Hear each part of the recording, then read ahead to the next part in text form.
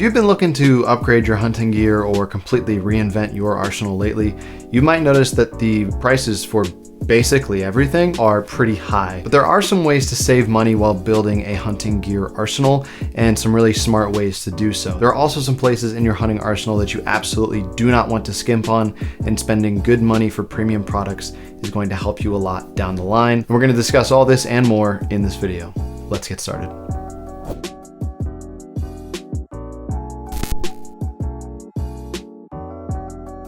Now I'm going to start off by immediately talking out of both sides of my mouth here, because I'm going to get into hunting clothing. Now I run specifically Sitka clothing. Don't leave the video yet. Sitka does not pay me to say good things about them. I have no relationship with them whatsoever. I just really like their products, and if they ever wanted to start a relationship with the channel, my email is in the description. Call me. But I will be honest with you guys, camo clothing, hunting clothing in general is a place where you can absolutely save a lot of money, because a $500 jacket and a $250 pair of pants does not kill a deer. What you really need from a piece of hunting clothing is something that keeps you dry in wet conditions, warm in cold conditions, and cool in hot conditions if you're hunting, say, in Arizona or during the spring turkey season like I am. As far as colors go, camouflage patterns are absolutely not mandatory, although they do help when you're hunting game that has better eyesight. But if you're mostly deer hunting, or hunting something with not that great of eyesight, something that relies on its nose and its hearing more than its eyes, you can get away with just earth tone solids. So think tans, browns, greens, even some really drab gray colors I would be more than comfortable hunting in with no real complaints. What you really need is a solid base textile like merino wool or something of the like. There's some really good synthetic products on the market as well that are going to wick moisture away from your body when you sweat and also insulate your body in cold conditions. Lucky for us, the US military has almost exactly the same needs out of their clothing as most deer hunters do, and you can run right down the road to your nearest army surplus store and get clothing just like that at a fraction of the price of brand new hunting clothing. But as far as mid layers and base layers to keep you warm, I highly recommend Merino Tech as a brand for merino wool layers. I like theirs quite a lot. And honestly, I run military surplus mid layers. I love the military surplus waffle top and the thicker wool quarter zip base layer as well. I will also mention that there is a reason that the big three brands, in my opinion, like Sitka, First Light, and Kuiu, do demand a more premium cost, and that's because they are putting out a more premium product. All right, let's talk a little bit about weapons. If you're looking to get into the rifle hunting game, look no further than something like the Ruger American. I have owned multiple of these, and every single one has been phenomenally accurate, extremely lightweight and easy to carry, and reliable 100% of the time. Huge advocate for the Ruger American. If you want to see a video on my sort of do everything rifle, which is a short barreled 308 Ruger American, I'll leave the link to that video right up above right now, and it'll give you a little bit more insight into the Ruger American as a whole. You could also look into something like the Savage Axis, the Franchi Momentum, the Weatherby Vanguard.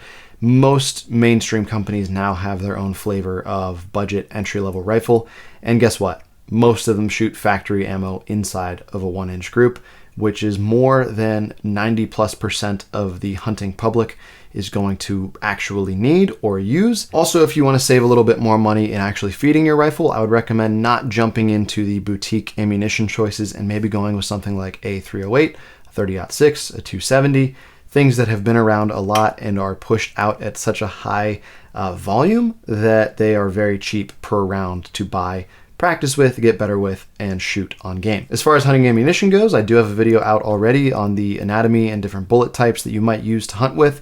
I will leave that video linked up in the cards and down in the video description as well. Since we talked about rifles, we will also talk about archery equipment a little bit. The flagship bows from companies like Hoyt, Matthews, Elite, Bowtech, whoever you want to go with, are the best archery technology on the face of the planet in human history. That much is true.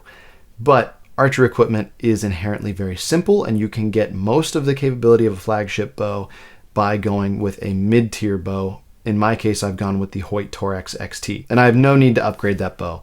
It's fully capable of doing everything that I need my archery equipment to do, and it cost me about $700 out the door versus a flagship bow, which could cost upwards of $2,000 for just the bare bow itself. Now, are the flagship bows better? Yes. Would I rather have a flagship bow? Yes. Could I validate the purchase of the $2,000 bow?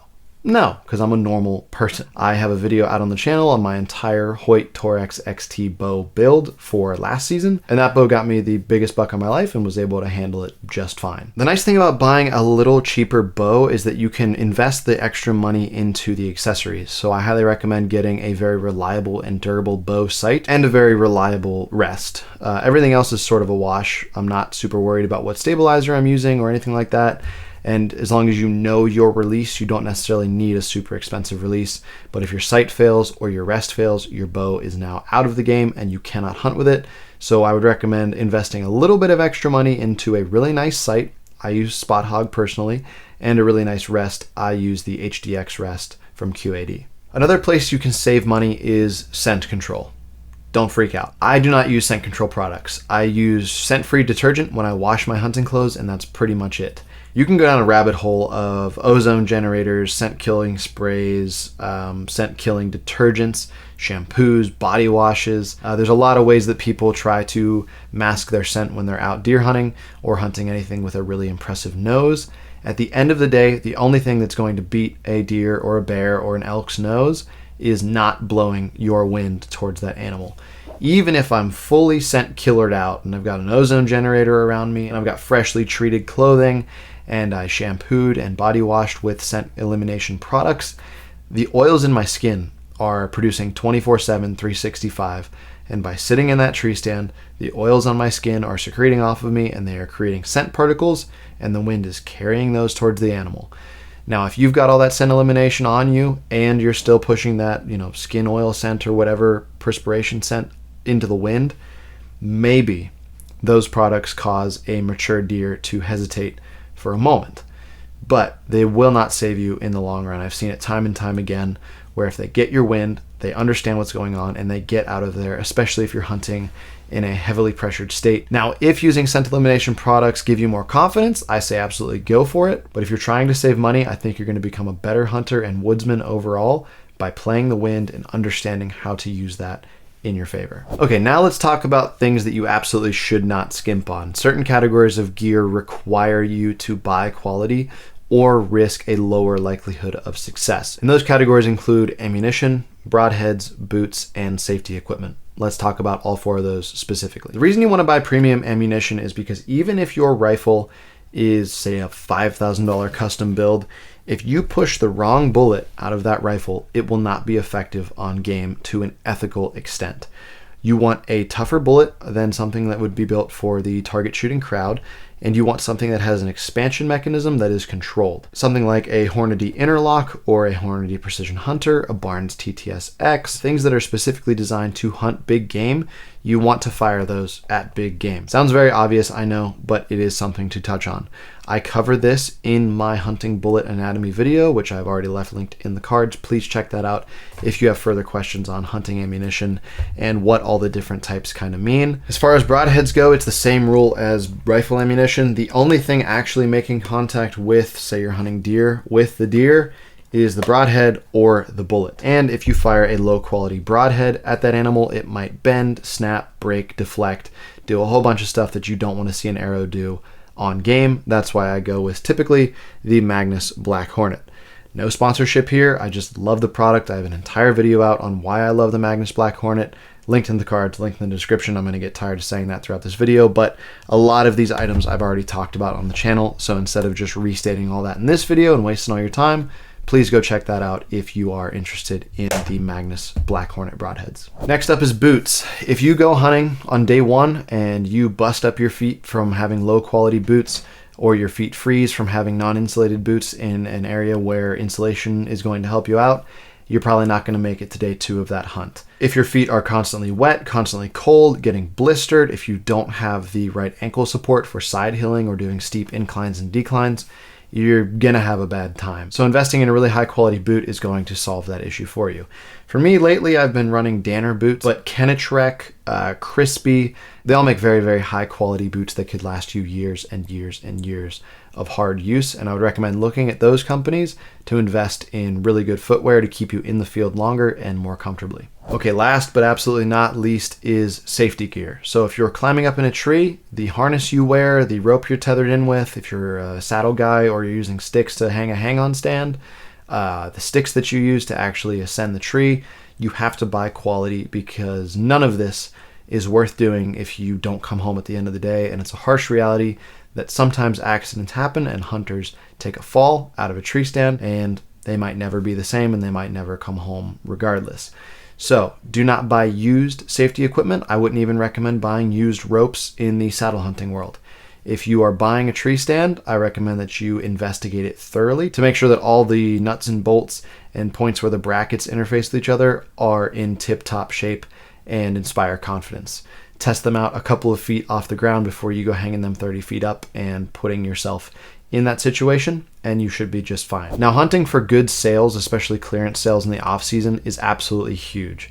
If you buy really high quality winter equipment in the spring, say during turkey season right now, it's going to be on a better sale than it will be in season, because there's a lower demand, which means there's a higher supply, which means they can sell it at a slightly lower price and still meet their overhead. If you try to buy that lightweight, breathable equipment in the winter, it's going to be cheaper than if you bought it in the dead of the summer. You kind of get where I'm going here. Also, just deal hunting in general, to put together a kit nice and slow is going to save you a ton of money in the long run. I bought most of my Sitka equipment when I saw it go on sale. I think I might have paid full price for possibly 2 items from Sitka in my life, and that was like a pair of gloves and a hat. But for the bigger items, I try to find them on sale as often as possible.